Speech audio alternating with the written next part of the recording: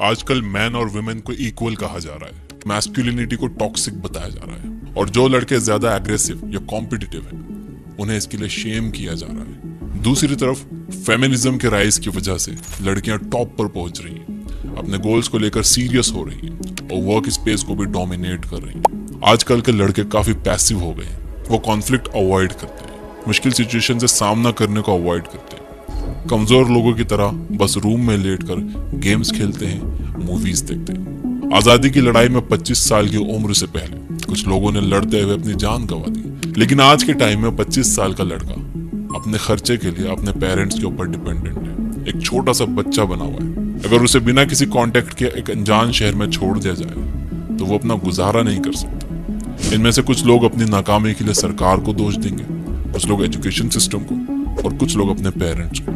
इस वीडियो में मैं आपको कुछ ऐसी स्किल्स के बारे में बताने जा रहा हूँ जो एज अ मैन आपके पास जरूर होनी चाहिए। इन स्किल्स को सीख कर ही आप एक लड़के से एक मर्द बनोगे। So if you are a man तो इस वीडियो की बातों को सपोर्ट करने के लिए लाइक जरूर करना। तो आइए एक एक करके सारी स्किल्स के बारे में जानते हैं। Number 1, fighting skills. मान लो कि आप रोड पर अपनी वाइफ के साथ या गर्लफ्रेंड के साथ चल रहे हो और कोई लड़का उसे देखकर सीटी बजाता है या कहीं टच कर देता है। ऐसे केस में आप क्या करोगे? ज्यादातर लड़के इस सिनेरियो में फाइट अवॉइड करेंगे। वो बहुत सारे एक्सप्लेनेशंस देंगे, जैसे वो तो है ही बदमाश, उससे उम्मीद ही क्या कर सकते हैं, वो अपनी फितरत दिखा रहा है, हम उसके लेवल पे थोड़ी गिर सकते हैं। वो ऐसे ही एक्सक्यूजेस देकर फाइट अवॉइड कर देंगे। लेकिन सच ये है कि वो लड़ने से डरते हैं। इससे आप अपनी वाइफ की रिस्पेक्ट भी खो दोगे और अपनी सेल्फ रिस्पेक्ट भी। और बात सिर्फ यहाँ फिजिकल फाइट की नहीं, साइकोलॉजिकल फाइट की भी हो रही है। बहुत से लड़के अपनी कंपनी में बेटर पोजीशन और सैलरी नेगोशिएट करने से डरते हैं। उन्हें डर लगता है कि अगर वो फेल हो गए तो उनकी बेइज्जती हो जाएगी और इसी डर की वजह से वो कभी ट्राई ही नहीं करते। एक असली मर्द वो होता है जो लड़ने के लिए तैयार रहे। वो लड़ने के बहाने नहीं खोजता, लेकिन उसके लव्ड वंस को किसी ने अगर आंख उठाकर भी देखा या अगर किसी ने उसकी लाइन को क्रॉस करने की कोशिश की तो वो उसे बर्दाश्त नहीं करता। वो better life, better salary, better clients और बेटर पोजीशन के लिए लड़ना नहीं छोड़ता। आप पूरी हिस्ट्री में किसी भी पॉइंट पर चले जाओ और उस टाइम के ग्रेट लोगों के बारे में पढ़ो, आप देखोगे कि वो सारे लोग वॉरियर्स थे। चंद्रगुप्त मौर्य से लेकर महात्मा गांधी तक ये सारे लोग फाइटर्स थे जिन्होंने अपने हक के लिए कभी लड़ना नहीं छोड़ा। हिस्ट्री इसी तरह के ग्रेट मर्दों को सेलिब्रेट करती है और अगर आपको फाइटिंग नहीं आती तो आप असली मर्द नहीं हो। So learn fighting skills. Number 2, the ability to diffuse conflict. एक असली मर्द जरूरत पड़ने पर लड़ सकता है, लेकिन वो किसी कॉम्प्लेक्स सिचुएशन को बिना लड़े भी सुलझा सकता है। अगर आपने rise of the planet apps देखी तो उसमें आपको सीजर का कैरेक्टर बहुत अच्छा लगा होगा। आपने इस मूवी में काफी सारे ऐसे सीन्स देखे होंगे जहां पर सारे एप्स किसी बात को लेकर एक दूसरे से लड़ रहे होते हैं, लेकिन फिर सीजर की एंट्री होती है और सब चुप हो जाते हैं। इसके बाद जो सीजर बोल देता है लोग उसे ही चुपचाप मान लेते हैं। इस मूवी की स्टार्टिंग में कोबा नाम के एप के बच्चे को कुछ इंसानों ने गलती से मार दिया था। कोबा का इसका बदला चाहिए था। वो चाहता था कि वो इंसानों को मारे और हिसाब बराबर करे, लेकिन सीजर को पता था कि इस तरह से एक वॉर शुरू हो सकता है जिसमें काफी सारे एप्स के बच्चे मारे जाएंगे।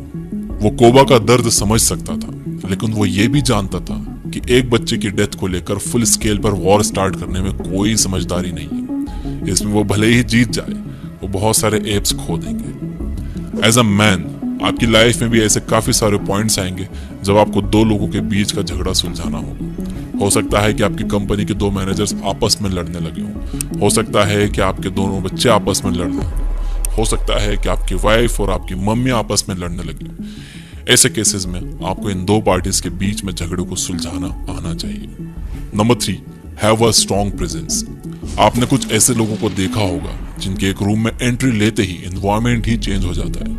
हर किसी का फोकस उस इंसान पर चला जाता है और लोग मन ही मन उसके बारे में ही सोचते हैं। ऐसा स्ट्रॉन्ग प्रेजेंस रखने वाले लोग कॉन्फिडेंट होते हैं, एक फर्म हैंडशेक करते हैं और आई कांटेक्ट मेंटेन करके बात करते हैं। ये लोग बोलते कम हैं और सुनते ज्यादा हैं। ये अपना मुंह तभी खोलते हैं जब इनके पास सच में बोलने के लिए कुछ होता है, वरना ये चुप रहते हैं। यही रीजन है कि जब ये कुछ बोलते हैं तो लोग इनकी बात को सुनते हैं। दूसरी तरफ कुछ क्लाउन्स होते हैं जो सिर्फ अटेंशन के लिए काम करते हैं। ये फालतू के जोक्स मारते हैं, लोगों को बीच में इंटरप्ट करते हैं और सारा फोकस अपने आप पर लाने की कोशिश करते हैं। लोग इन्हें भी नोटिस करते हैं, लेकिन ये यूट्यूब के उन इरिटेटिंग एड्स की तरह होते हैं जो कभी कभी वीडियो के बीच में चले आते हैं। जिस तरह से आप उन एड्स का खत्म होने का वेट नहीं कर पाते, उसी तरह इनके चुप होने का वेट करना भी मुश्किल हो जाता है। अगर आपको सच में एक अल्फा मेल बनना है तो आप अल्फा मेल्स के बीच में रहो। आप शानदार एटीट्यूड वाले लोगों के साथ उठिए बैठिए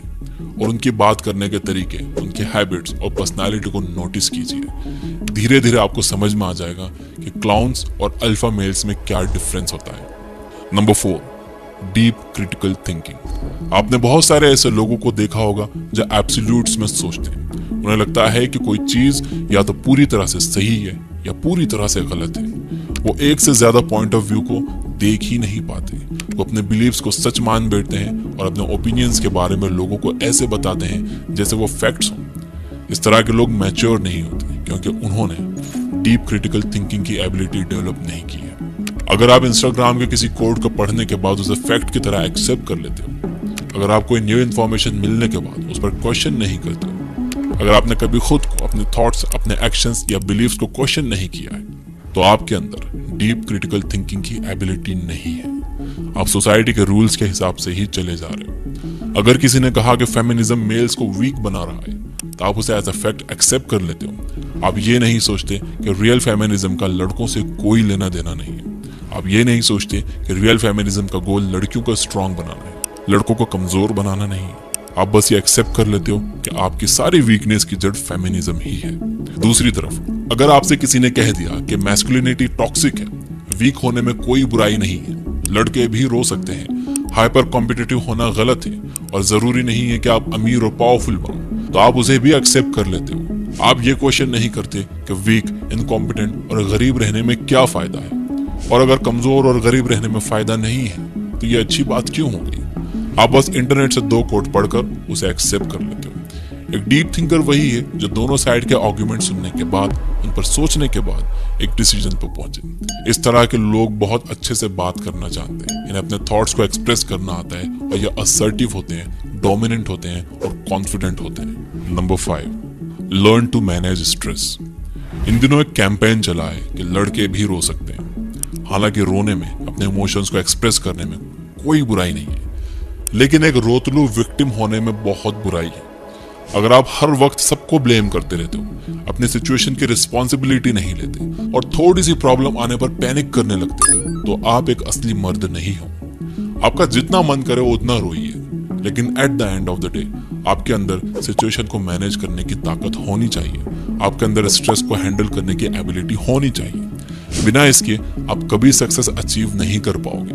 बिना इसके आप हार्ड सिचुएशन से, फाइट से और एक्शन से भागते ही रहोगे। और जब आप सारे स्ट्रेसफुल सिचुएशन को अवॉइड करोगे तो आप कभी भी सक्सेसफुल नहीं हो पाओगे। और ये सारी चीजें आपको टाइम के साथ कमजोर और डरपोक बना देंगी। अब देखो, फेमिनिज्म की बात तो सब कर रहे हैं, जो कि अच्छी बात है। देखो, रियल फेमिनिज्म का मर्दों से कोई लेना देना नहीं है। कई लोग समझते हैं कि फेमिनिज्म की वजह से मर्द कमजोर होने, ऐसा कुछ नहीं है। Real feminism is just about the women. वो लड़कियों को स्ट्रांग बनाने के लिए, मर्दों को कमजोर बनाने के लिए नहीं है। तो अगर आप एक मर्द हो, इस वीडियो को अभी तक देख रहे हो, तो इन बातों को सपोर्ट करने के लिए इस वीडियो को लाइक जरूर करना और इस वीडियो की बातों को अपनी लाइफ में शामिल करने के लिए अफर्म करिए, यस आई विल, कमेंट करके। मैं भी कर रहा हूं, आप भी